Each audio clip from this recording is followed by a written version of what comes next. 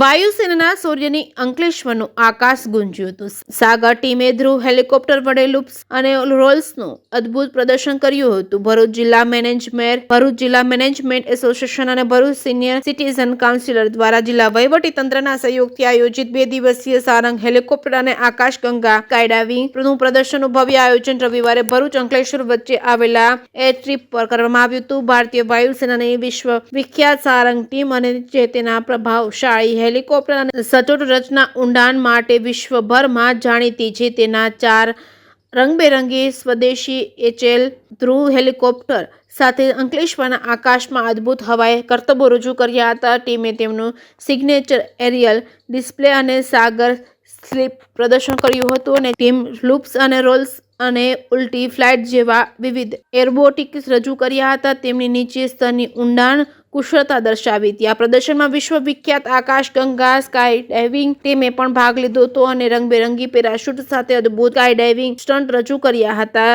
જેકેસી ગુજરાતી સાથે કેતન મહેતા, ભરૂચ.